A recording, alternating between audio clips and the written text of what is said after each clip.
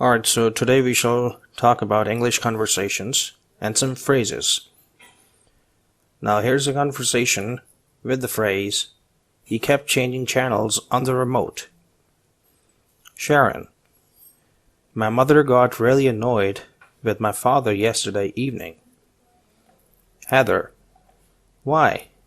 Did he complain about her cooking? Sharon, oh no. She's a great cook. It was when they were watching television.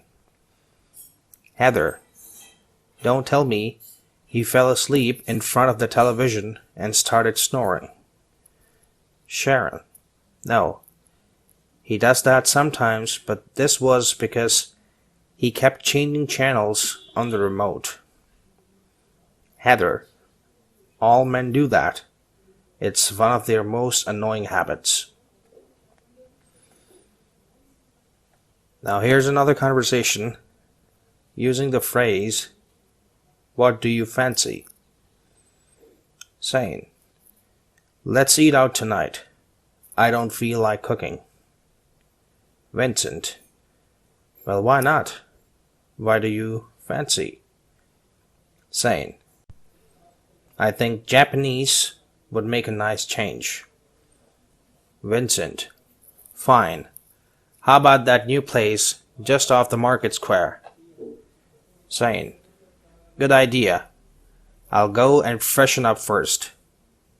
Vincent, okay, in the meantime, I'll phone to book a table.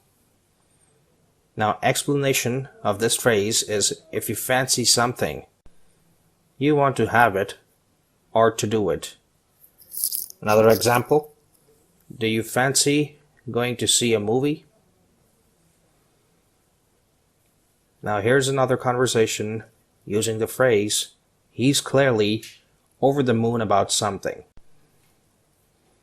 Gordon, have you seen Johnny today? Martin, no, why?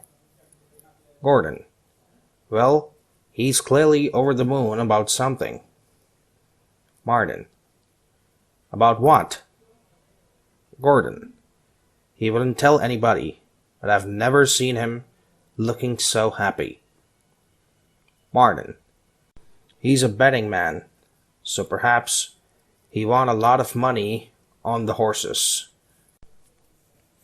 Now the explanation of this phrase is if you say that you're over the moon, you mean that you are very pleased about something.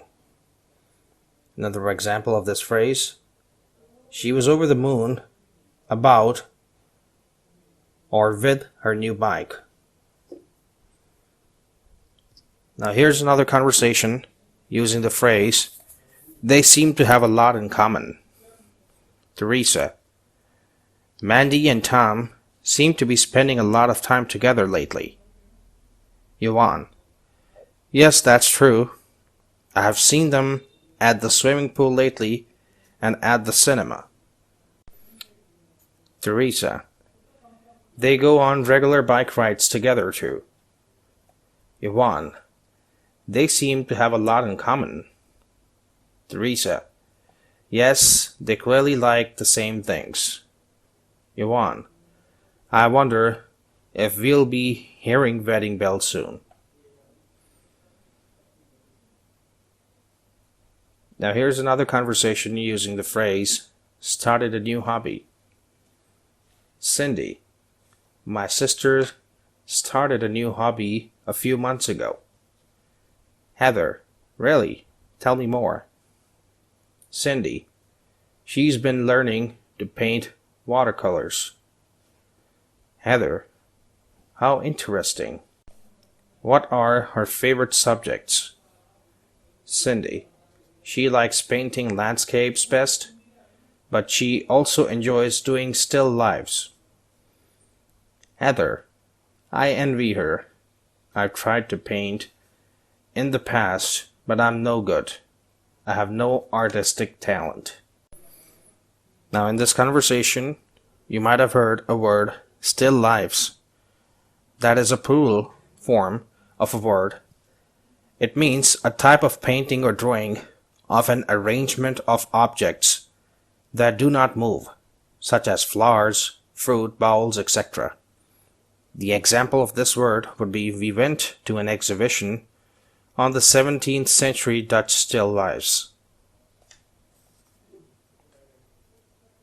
Now here's another conversation using the phrase, she sight reads really well. Claire: my elder sister is always in demand at family parties. Angie: why? Is she a good singer? Claire: no, she plays the piano really well, and she can play whatever music anyone puts in front of her. Angie: I can play the piano, but I couldn't do that. How does she do it? Claire: she sight reads really well. Angie: I wish I could do that. It's a great skill. Now the explanation of this phrase is someone who can sight read can play or sing music from a printed sheet the first time they see it, without practicing it beforehand. Another example, symphony musicians cannot necessarily sight read.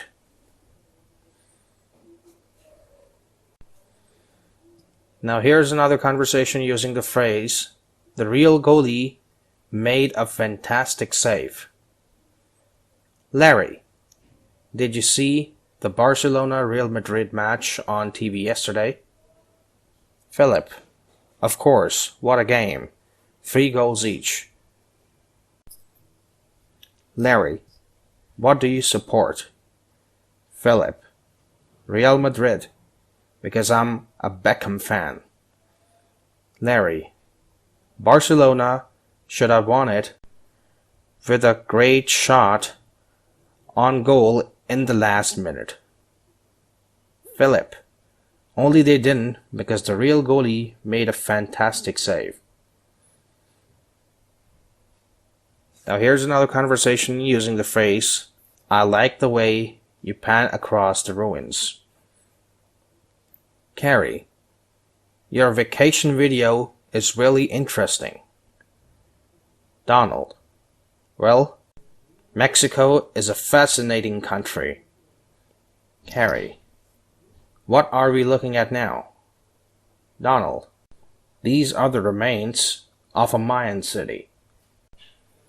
Carrie: I like the way you pan across the ruins very slowly. Donald: that helps you to see what a really large area they cover. The explanation of this is, if you pan a film or television camera, or if it pans somewhere, it moves slowly across an area in a wide sweep. Another example, he panned over the crowd for a few minutes before sweeping back to the right. Now here's another conversation using the phrase, I wish I could play the piano like you. Andy: I wish I could play the piano like you. D: I'm sure you could if you tried. You should take some lessons. Andy: I took some when I was younger, but I was hopeless.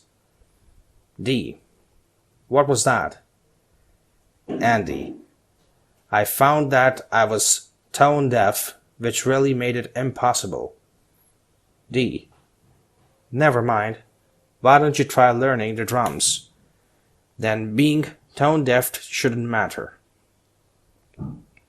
Now the explanation, if you wish something was true, you would like it to be true, even though you know that it is impossible or unlikely.